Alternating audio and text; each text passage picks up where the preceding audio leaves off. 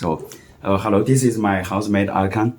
My name is Atakan. I'm from Turkey. I'm doing bachelor. I study computer engineering in Athlon. I finished my first semester. This is my second semester. I live with Ken. And so far, so good. It is so cold in Ireland. Yeah, Ireland is Yeah. cold. And what about the climate in Turkey? Turkey is like 4 seasons. You can go to sea at the same time and go to the skiing center and have ski at the same time. Because like one side is winter, one side is summer, then the other side is autumn. You can just take your picture, go to a different place, live your life. Here, Ireland is always winter, always rainy. If not rainy, it is cold weather. If not, it is cloudy. It's Yeah, just it's you may cloudy. never know. You just look at the weather. Oh, it is cloudy, but it doesn't rain, or there is no clouds, and then you get wet. Yeah. But you haven't experienced the summer in Ireland yet. The summer is like 2 months sunny, Yeah. one or 2 months sunny. But the weird is that at night is 8 degree, but at the lunchtime is around 21 or even 31. Does Ireland get that hot in the summer? So you feel like 31 because Yeah. the humid, but Oh. actually it's probably 26, 27. Yeah. Yeah. And how do you feel about Ireland? What are the unique points here? The Irish people are so nice, so not so tight. They are easy to talk, easy to understand. They are helpful. They show you where to go, what to do. They are easy to chat. But their jargon per se, like some words they use or some phrases they use, it is hard to get used to. Or sometimes they are not so much of a morning person. So sometimes in the morning they have a little face until they get their morning coffee. You mean they are wandering and they still sleepy in the morning? Yeah, exactly. Like in the Yeah. first couple hours of the day, it is they are not fully energetic. So, but later in the day, especially at nighttime, they get more and more open. Especially at the pubs after a one drink, two drink, they are so easy to chat. Yeah. So the Irish people, they are friendly. They love beer. They don't Yeah. like to wake up early. Oh no, Yeah. never like me. Yeah, but that is a life balance. It seems like they are lazy, but this is how the life should be. Why we should wake up early and work hard, and then pay the tax. Yeah, I totally agree. I traveled back from the UK. Yeah. I fear Irish people in terms of strangers on the roads. They are more friendly and less defensive. Yeah, and how about compared to America? Yeah. Like what is American people? Suppose Irish people's friendly degree is Yeah. 100, and what is the degree of America? I wouldn't objectively say to that because the place I went to is called New England. It New is England. New Hampshire, Boston side, Wow. Massachusetts side, which most of the people there is a descendants, like the ancestors of like Irish people, Italian people, and some of the German people.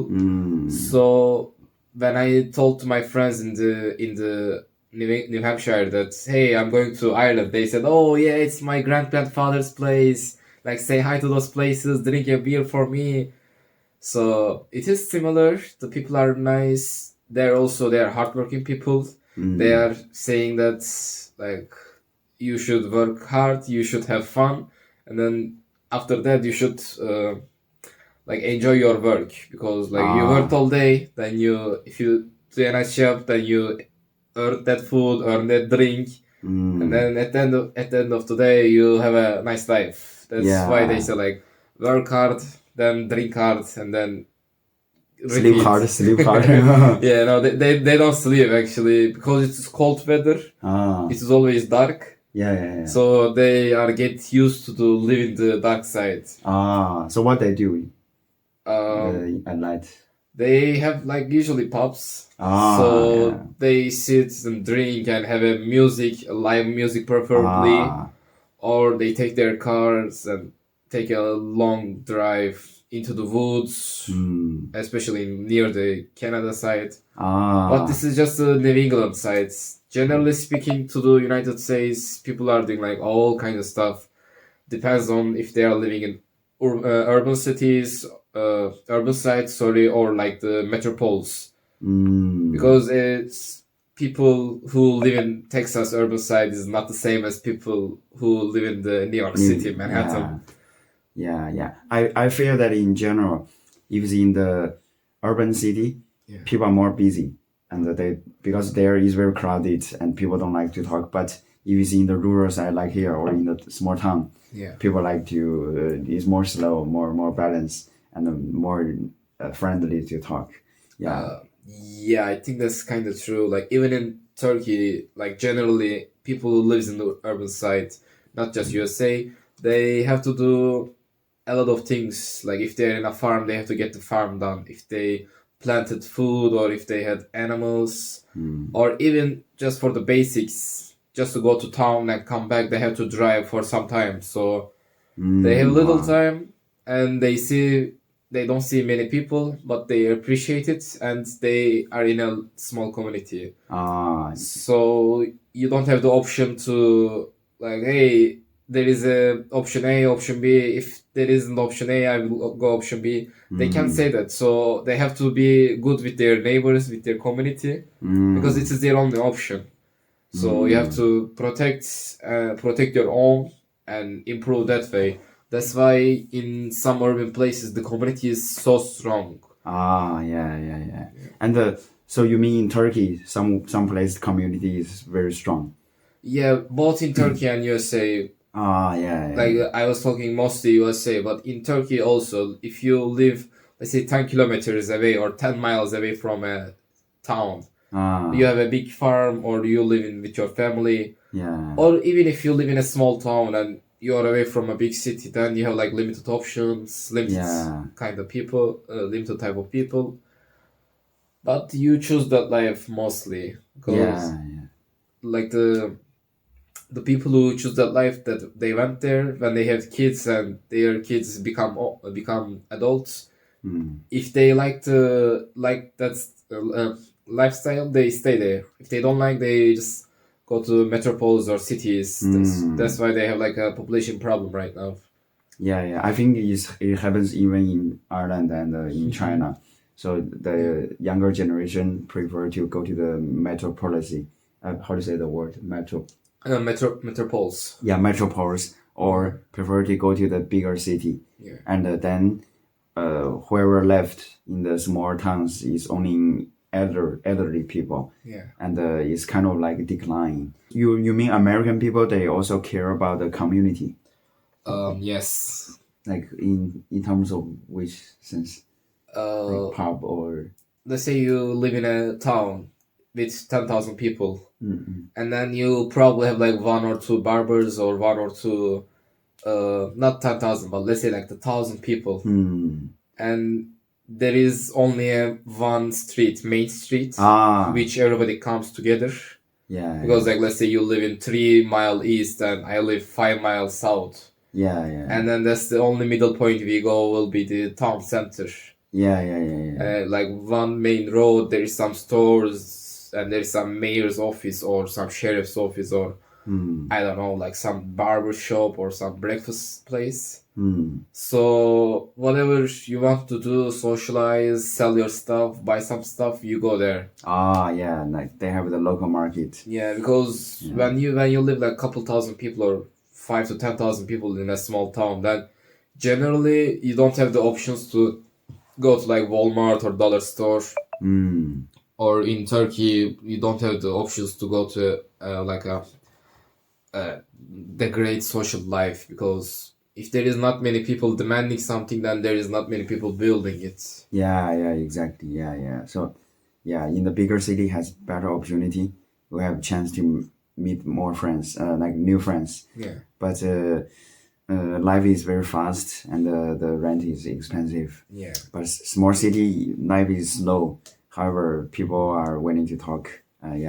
And the opportunity is less, but like more like a home. So I think both sides has its own advantage. It's generally like people when they are young, like they are becoming adults, 20, 25 years old, they try to go towards the city where the money is accumulated and where there is business opportunities. Yeah. So for me, I lived in a small town of like 50,000 people, 100,000 people, a small city near to Cyprus, Cyprus, which in fact my hometown is the closest to Cyprus.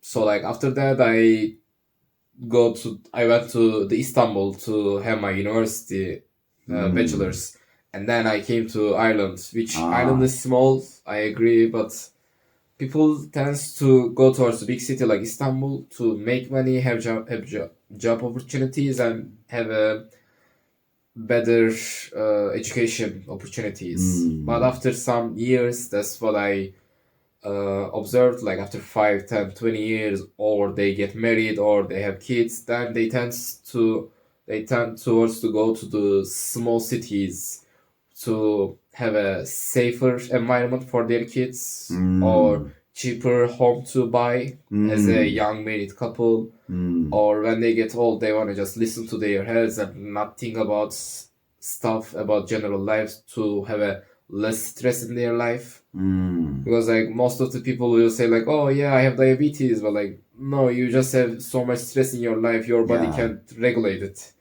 So they went to countryside and all of a sudden they're healthy men again or healthy people again.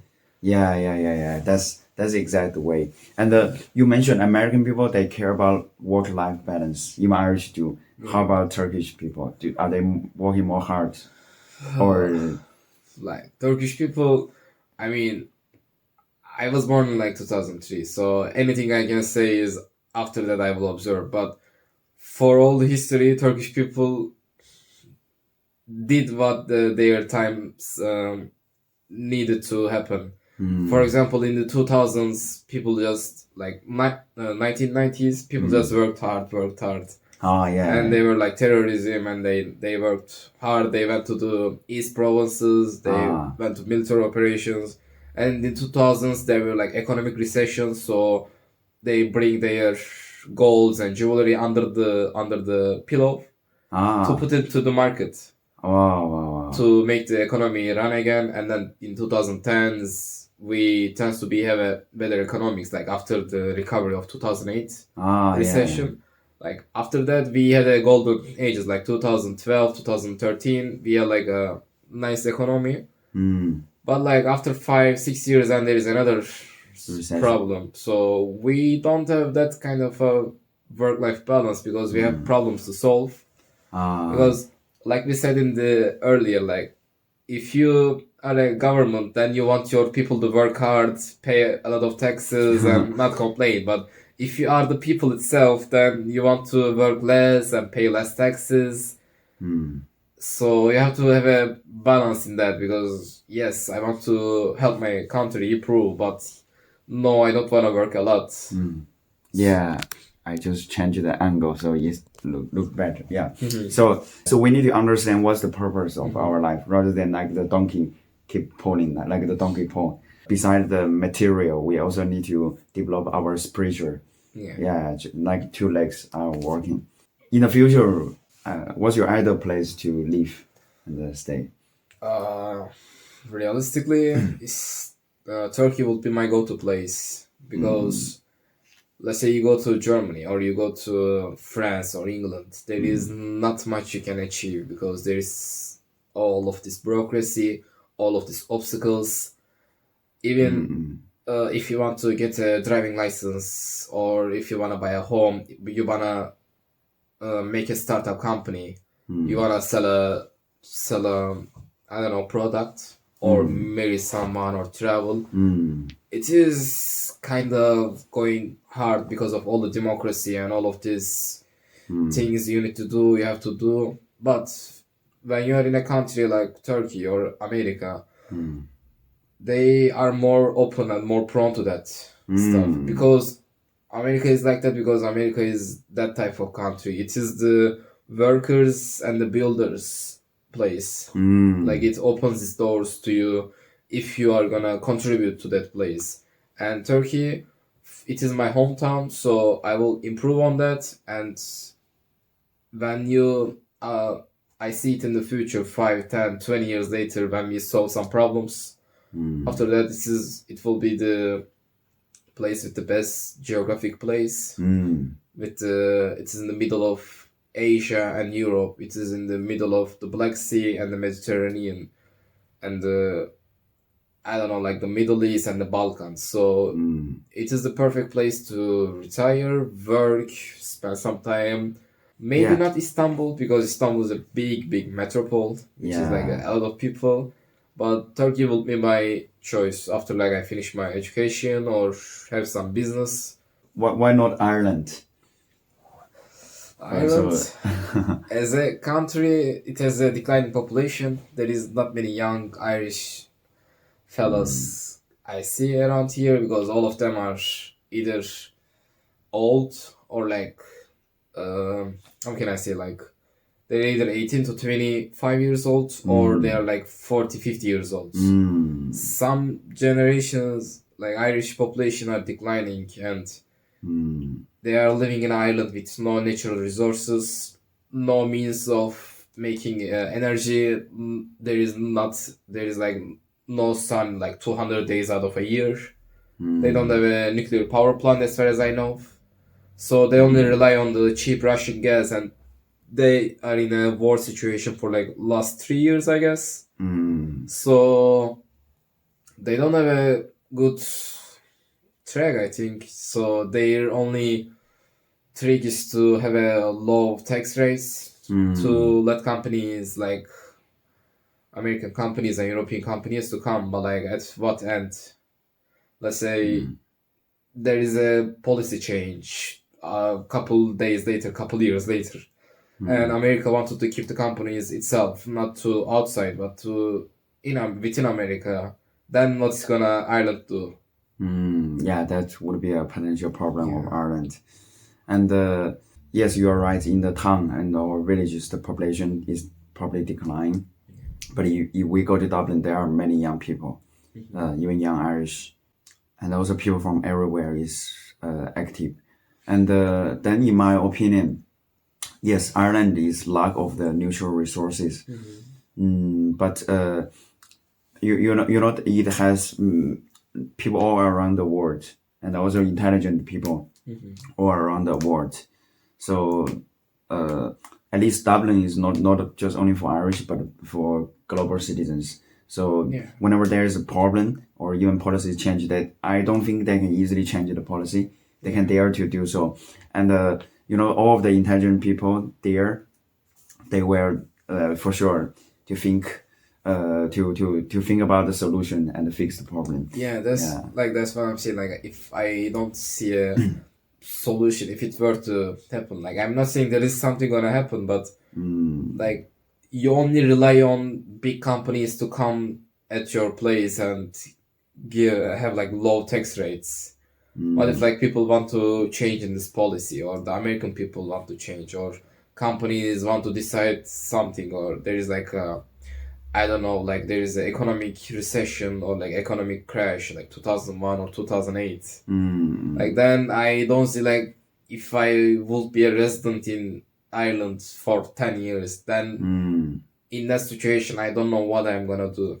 Because like if I was in Turkey, I would just go make some farm, have some animals, or work towards a company and try to like see what business I can make within trade, within Russia, within America, within Europe, within China. But in Ireland, like tourism and companies, and that's it, I guess.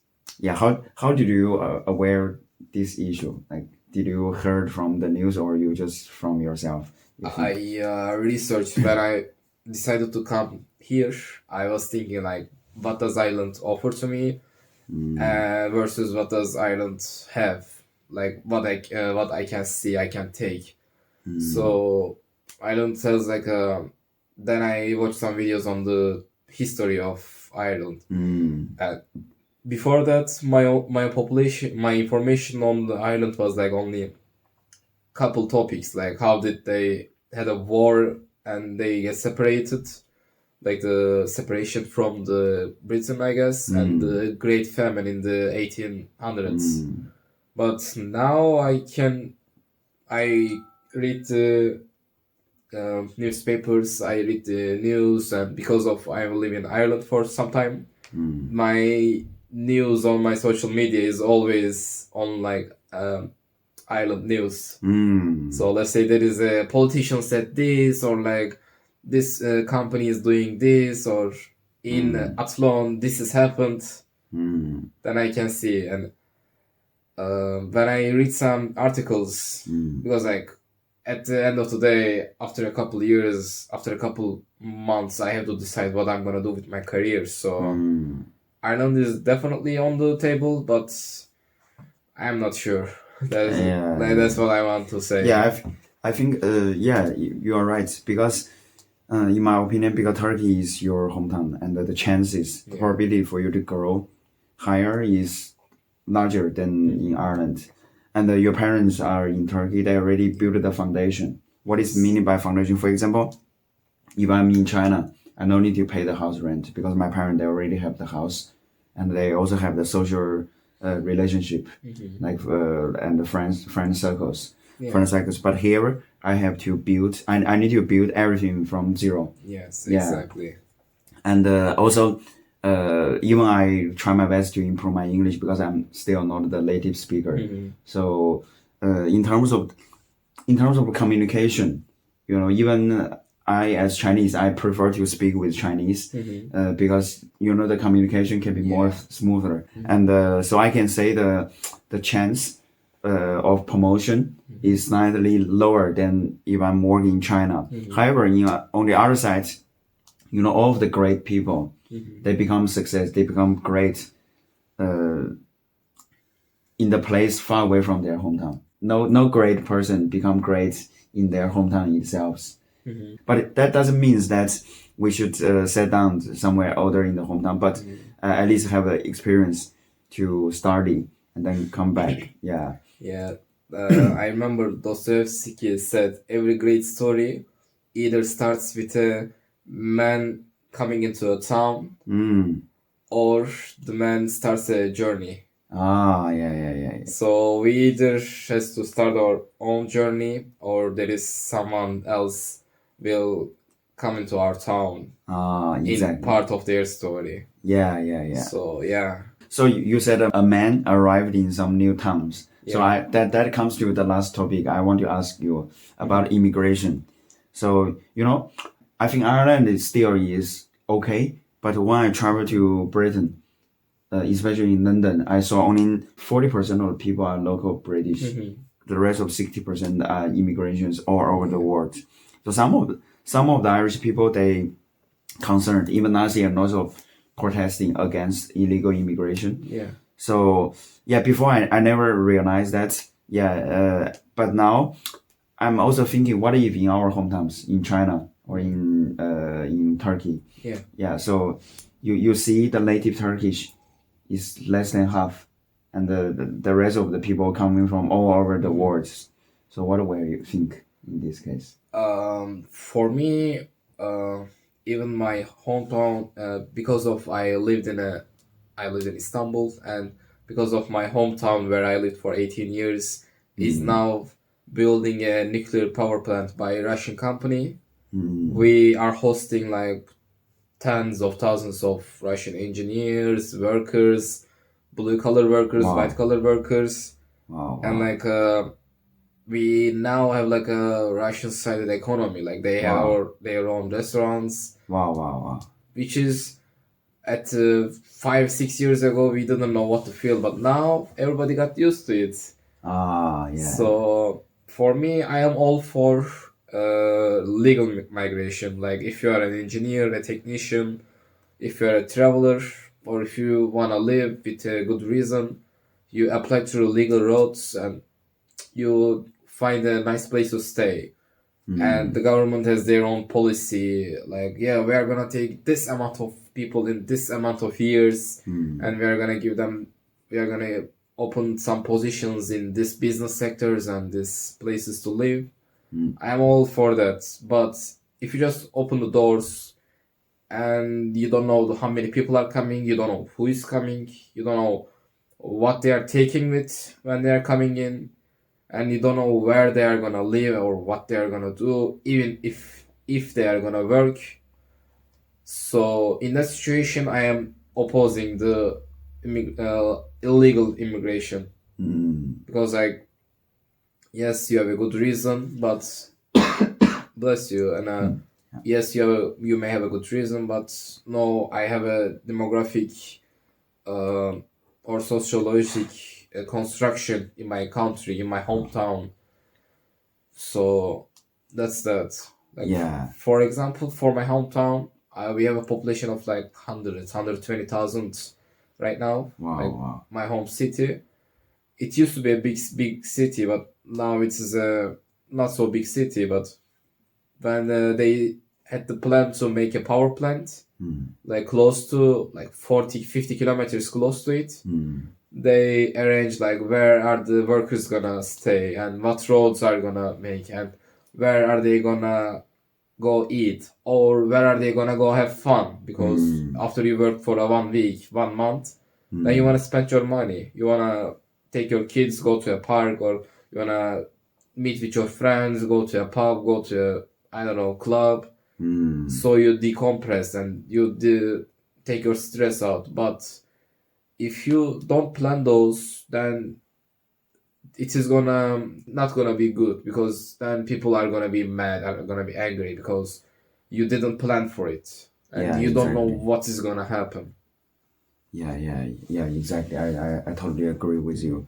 And for example, the employment rates can get affected, and also so many other things. I think this would be a very deep and a complicated topic. Exactly. Like Yeah. even if you want to work for us, let's say we have to like figure like if we stay here, no, like if we apply here and we get accepted to a company or to a school, and then we started working, what's gonna happen like 5, 10 years later? If the government doesn't know and if the government doesn't guide us in a way, Yeah. then like what can we as a like single person can think? Yeah, exactly. Yeah. So that's why Turkey, thankfully, Turkish government has planned for Russian immigrations. And are those Russian able to get Turkish passport, or they Yeah, are just the Russian, yeah, they all get a special passport and they wow, all get like the Erdogan and Putin had a wow. special agreement because it is a nuclear power plant. Oh But wow, it's just a special example. But oh wow. in generally in Turkey, we had to have so many. We had we have experienced so many unfortunate events near our borders in the last 30 to 35 years. So that's why in the last 60 years we have opened our borders numerous times to lots of people, even the Turks, the Arabs, the Kurds, and in Iraq, in Syria, in Armenia, even the Azerbaijan. Yeah. Even there was times where we had our disagreements or we opened our borders and we helped them. And Yeah. right now, before the Taliban came to the power, the Afghan people have come to the Turkey, and before the Syrian civil war in I think in 2014 or 2015, they started coming to Turkey, which we didn't know how many years are they gonna stay or what are we gonna do with them, but we just figured it out, and at the end we just get used to it. We just find a middle point, find a way to get our economy in a track. Because let's say you had 10 workers and you had 10 employees, and now there is like 100 people coming. Now you have to just adjust it to it. Yeah, exactly. But Yeah. now the Turkish economy is bigger than ever, and there is like more people coming, and they are trying in, and like they are just finding a way, which like how can I say, it is not as bad as people speculate, but it is not the best expected outcome also. Yeah. Yeah, and yeah, that's I think things is getting better. Yeah, and may I know how much those Russian engineers get paid? They I have no idea because I am away from my hometown for some time, but Yeah. they are getting paid nice because they are specially selected and nice Wow. government contract workers. Wow. Because like let's say you wanna make a highway, you are a government, you just put it onto bid and he who makes the highest bid takes it. When it comes to nuclear power plant, there is just like powerful companies that can make this stuff.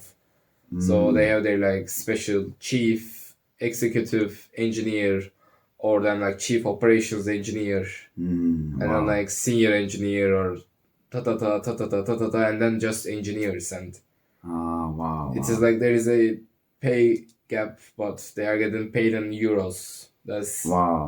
That's what I can say. Wow. So would that be higher than local Turkish? Yes, the Turkish lira is a little bit down at the moment against euro and dollar. In fact, 1 euro is I think 38 or 39 Turkish liras at the moment. Yeah, that's Yeah, but yeah, that's why I feel that sometimes money is just numbers. Yeah, is actually a credit whether people trust. If everybody trusts this piece of paper can exchange for money, everybody work hard for them.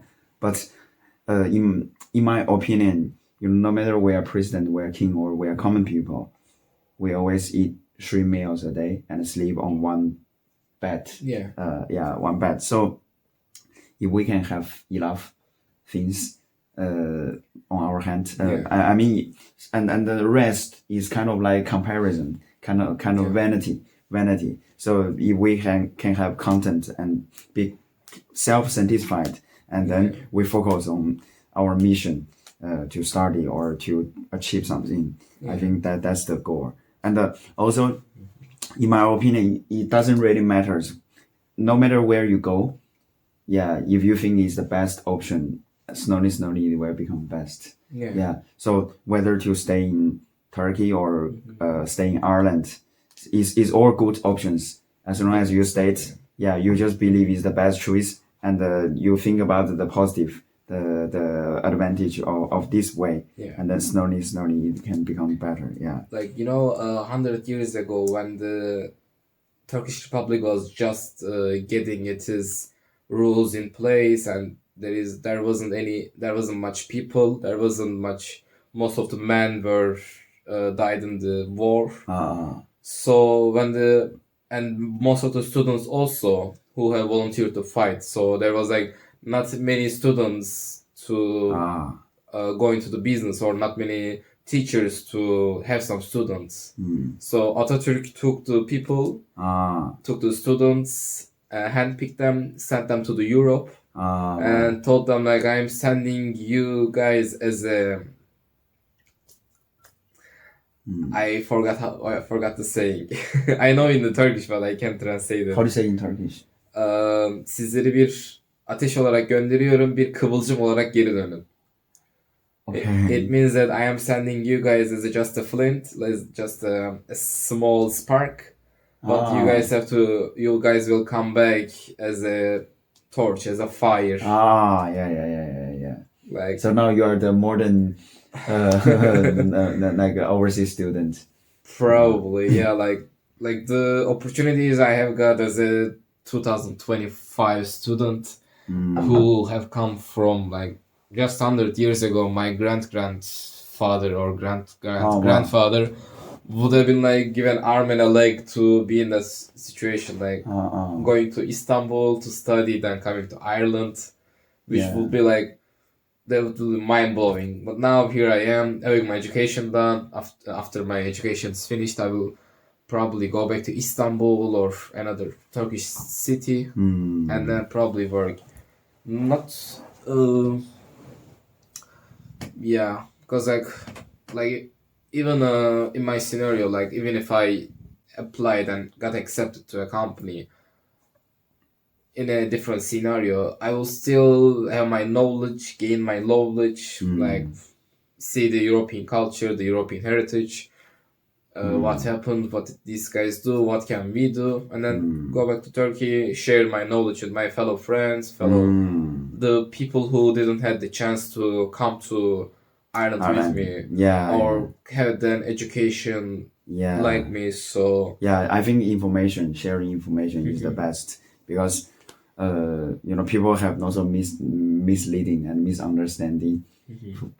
For example, in China, we are taught like everybody discriminated China, or we are victims, so we need to work hard. But after coming back, I totally realized it's not 100% true.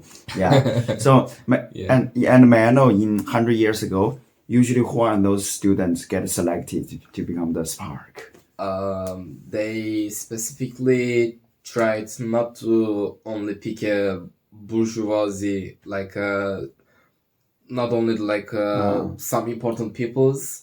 They tried not to do that, but instead tried to find students all over the country. Yeah, all over the classes. Yes, because they said that they were asking like, what is republic, or what is a Turkish republic mean? And the president in 1965 said that republic means that the little town boy who lived in a mud and feed the cows and donkeys to like have their life gets to become president one day. It was Süleyman Demirel, I think, in 1965. He was like a student who lives in a rural Ege site. Like, as far as I know, I'm not sure. And he gets his education and he becomes like he talks with the people, and he's an engineer, so it is not a actual politician, but he talks to the people's hearts. And when he sits at the chair and he talks at the president's chair and he talks, you will just listen for hours. Wow. So was he the successor of Erdogan? No, Erdogan. Kemal. Which one? The Autobahn. Atatürk? Atatürk. Yes. Because of Atatürk started that and made the educational reform activities. Because before that, in Ottoman Empire, you can only get education if you are in a sort of palace class. Like if you are near the Sultan. Or if you are so rich, then you will get your education. Or you will give your child to the government to put them into Enderun Mektep. But other than that, you couldn't get an education. But now everybody has the exactly even common people. Yes. So which destination they went Europe to start? Like which countries? Could you say it again? So those students who are selected, in the first years of the Turkish Republic, it was mostly French, Germany, and Austria, I guess, because but they lose the war, and they don't care. They still send them to French and to Germany and Austria. The war in the Europe didn't mean that they eradicated whole information or whole universities. There is still some universities in Europe, Oxford, let's say, or Charles de Gaulle, I think. I'm not sure. Like some universities in France or in Germany that has been running for like hundreds or more years. So even if they had war and they lose, they didn't get all of their men killed, or they didn't get their whole education system eradicated. But in Turkey, there is some high schools. They showing that, like the Galatasaray High School, they showing that how many students graduated each year and what is their names and what have they become. From like 1914 to 1918, they didn't give any graduate students. Oh, because all of them volunteered to go to war battle. to war, the Gallipoli, Ah, the Çanakkale Gallipoli wars. That is when that's when the Britain tried to go to the Istanbul by Çanakkale, the Gallipoli side, which they couldn't succeed. That's why we are as a nation here today. Yeah. That's why I saw Aaron play the video game of shooting a game with a British flag and with Ottoman flag. Oh yeah, like when you play games like Hearts of Iron 4 or Victoria 3 or some games like that, they usually show the Ottoman Empire and the Great Britain with their colonial powers. Which and people always wonder like, hey, what if this would have happened, or what if that would have happened? You know, at a similar period, there was Chinese Empire, Qin Dynasty. They also sent overseas students go to America, mostly study engineering. But then later, those people, they went to America, they saw the democracy, and they become revolutionists and destroyed the Qin Dynasty. They get money.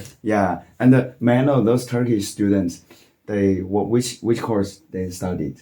It is like a wide variety, because there was a need of reform, but there wasn't a class of people who would make the reform. Because let's say you wanna make trainways or railways all throughout your country, right? You need civil engineer, you'll need map engineers or you need environmental engineers, or you need to factories to make the stuff. You have the infrastructure, but you didn't have anything so you have to first get some education first, and then make it public, make it shared. So they went to a variety of places which Turkey had limited options to. Because they wouldn't let us go to send our students to Britain because we just had a war with them. Or we couldn't send our students to Germany because that means that we are in good relationship with Germany. That means that the Soviet Russia would have a fight with us. So Turkey in the Second World War had to remain neutrality. And before and after had to choose what international relationships we were gonna have. Like you said, there was some situations where there were students who went to the Germany before the World War, the Second World War, 1936, I guess. And they get the idea of National Socialism, and they try to put this idea in the Turkey. And then the other groups are just arrest this guy and then shoots him because they are saying are you crazy? Are you gonna put Turkey in a war with Russia? And some people at the time were argued.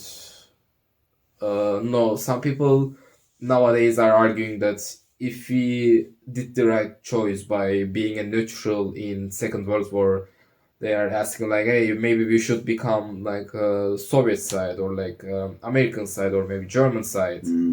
But then at that time there wasn't even any option because we didn't have the infrastructure, we didn't have the soldiers, we didn't have the food even because we had the basic means of the agriculture. But it is easy when you live in a nice house and you have a car under you and then you drink a coffee and then you say that, oh damn man, we need to have this fight. It was no, it is not as easy as that. Because you already get comfortable. Comfortable zone. You have to look at the historic events as a time of history, because some things happen, then this happened, then this is the result of a series of events. However, before I was big fan of Chinese history, but now I realized the Chinese history was it was only a part that whatever the ruling class No, I'm not telling the current government, but I'm telling the emperors.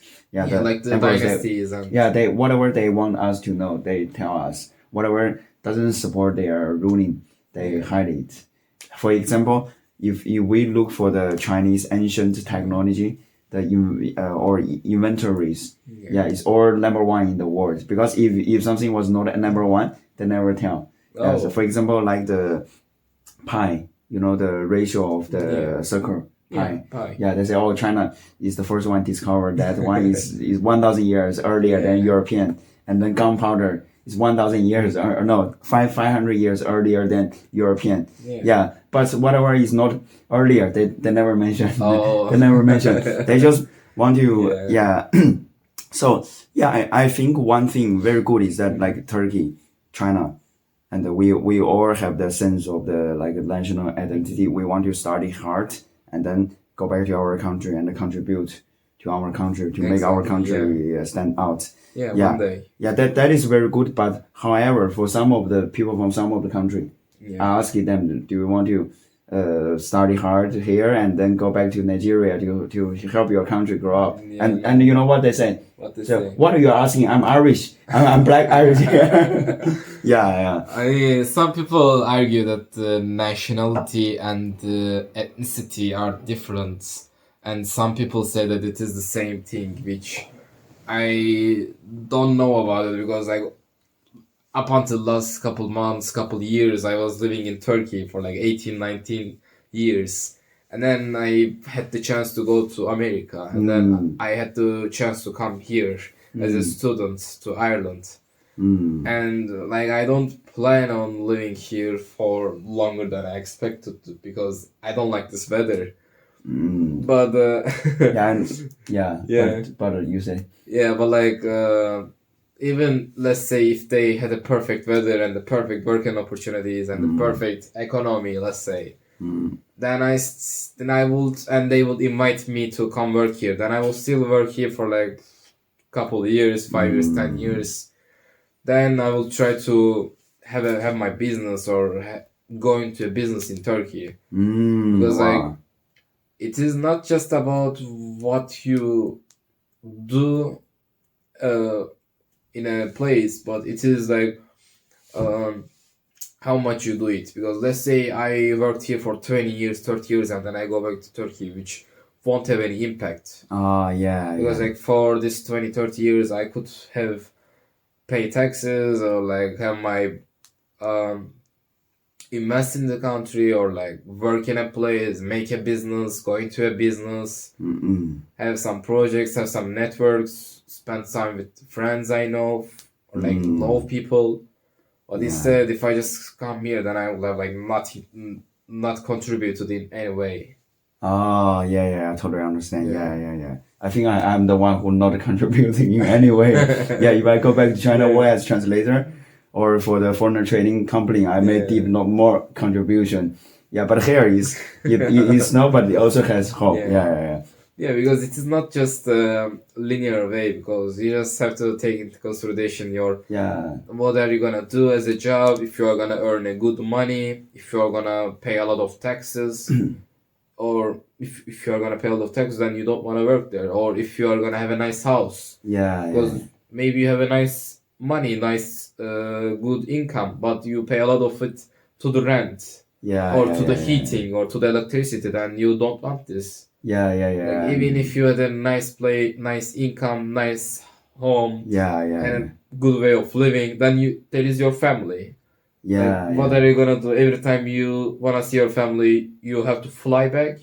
It will be like one day they will just call you and they will say like, hey, it's like your father is sick, and it's like you can't just hop onto your car and go back to your I think in Turkey at least it's close. In China is like the double distance. It's hard. Even Turkey it will be like 2 flights on like a couple hours. But the companies here, they have 30 days annual leave with salary, with paid, so you can apply at any time. I heard that it's the good side of Europe. You don't have this many good opportunities in neither in Europe nor in Turkey. Sorry, neither in America or neither in Turkey. Yeah. And also some of the companies can reimburse the flight ticket.